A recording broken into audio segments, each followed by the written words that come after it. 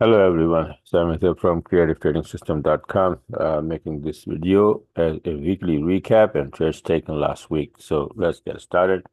This is the first trade, which was the entry was previous week, Friday, and then I closed on Sunday, and it was from here to here, went up there.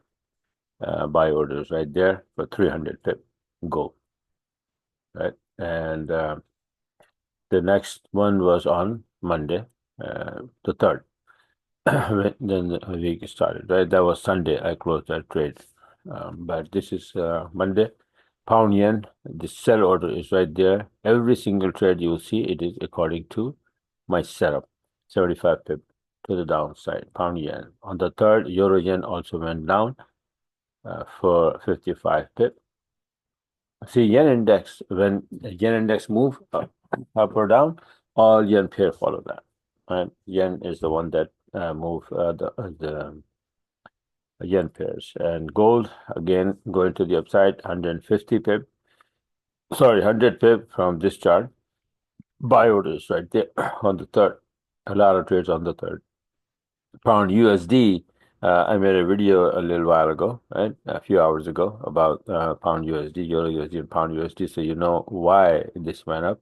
USD index supposed to be dropping, getting weaker, and that's why euro USD and pound USD went up. So this is the trade on the 3rd. And pound yen again going to the downside for 95 pip. Yeah. Every single trade you will see according to the setup, right? USD yen going to the downside because of the USD weakness. Now Aussie yen went down for 80 pip, sell orders right there. And then CAD yen, you see all yen pair went down, all yen pair because of the yen. And this one went down a lot because yen was getting strong, as well as CAD because of the tariff news from Trump made CAD very, very weak. So this pair went down a lot because, you know, the weakness and then the strength. It was like the forces were applied from both sides. So in the same direction, and that's why it went down.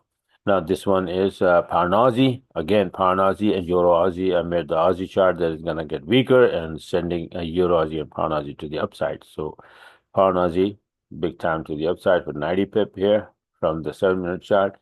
And this is euro USD, as I said, about the US index. So just like pound USD, it went up with the USD weakness. And gold again going to the upside for 85 pip. And this one pound yen now, yen pairs again turning to the upside because of the yen. And you can see that this one, the first pound yen, going to the upside now for 220 pip. On the 4th, you will see the euro yen did the same thing. It went up all the way from 190 pip. When yen index turns and then go to the upside, all yen pair gonna go up. When yen index going to the downside, all yen pair gonna go to the downside. That's why I watch the yen index very closely. Aussie USD, Euro Aussie again. Very late entry, should have been here somewhere, but you know, anyway, 85 pip. And then USD yen again, yen making the turn to the upside, getting weaker, and all yen pair going to the upside according to the yen index, and this is one of them, 60 pip. Pound Aussie going to the upside, and it just dipped, it retraced a little bit, and I caught this one from that little retracement. After that, it went up again, big time to the upside. Pound yen, this was a big move. This is from 7-minute chart I caught, and then again from here. 95 pip more from the 20-minute chart. Euro yen again did the same thing from 20-minute chart, another 95 pip. Euro USD, like I said, that you know, USD keep getting weaker, and Euro USD and pound USD both going to the upside. So this was the first trade taken from the 7-minute chart. Now this is the 20-minute. It retraced, made the 20-minute entry, and 190 pip on the 5th. On the 5th, gold from to the upside, 80 pip. Every single thing you will see on the left hand side with the yellow mark, then you see buy order, SL move to break even plus. Always, you know, the proper setup. Everything is with the proper setup because my EA takes the trade, right? So it has to follow the rules. Simple as that. Pound USD again going to the upside for 65 pips. It should have been this one, the entry from 20-minute chart, but I missed that. And then I got the little bit from 7-minute chart. Now, Nasdaq, this is 270 pips, beautifully going to the upside, big time, right? And then this is again Nasdaq, they're chasing after that, and then going up to 340 pips, right? Actually, I think that this is the same. I recorded twice, 270, but I didn't close. It went up a little bit more. Right, same trade, right? So it ended up finally 340 pips to the upside. And then pound Aussie, again, this one, from the top, it start to come down. So 75 pips there.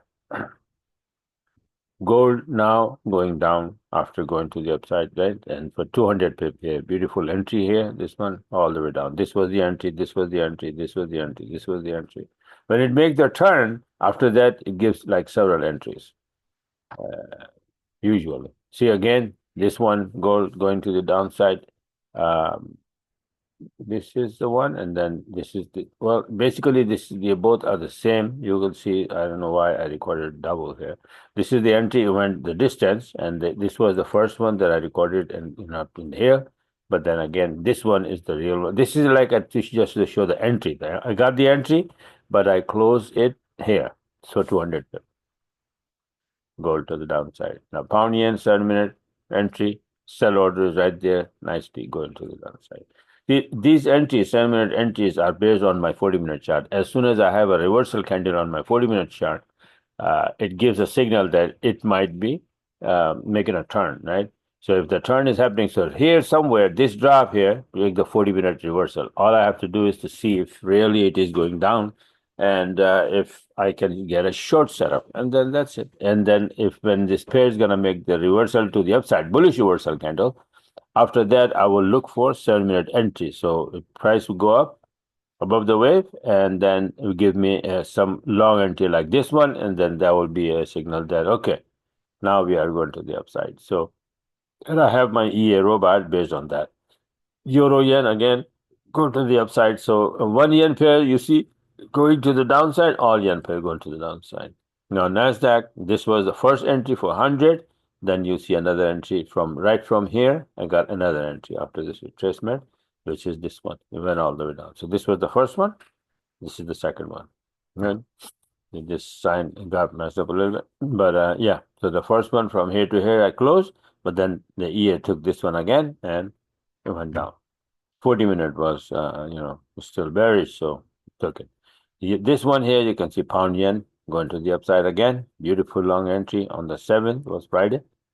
And euro yen, small trade. This is like an entry. I just recorded the chart just to show the entry when I post this on the Telegram, that this was my entry. So it came down and it hit my SL at break even.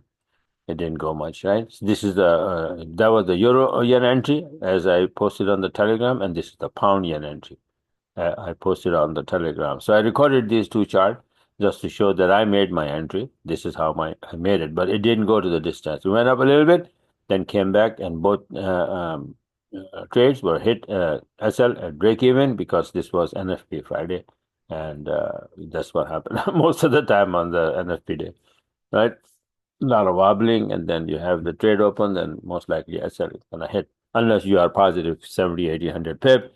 So, it may be. But my entry was right there and maybe like 20 pip, and then it start wobbling and it went up and it came down and went up again and messed up my entry.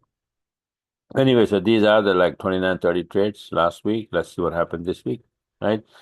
Trump is out there, and be very careful whenever he comes and he tweets something and says something, market just wobble a little bit, sometimes a lot, right?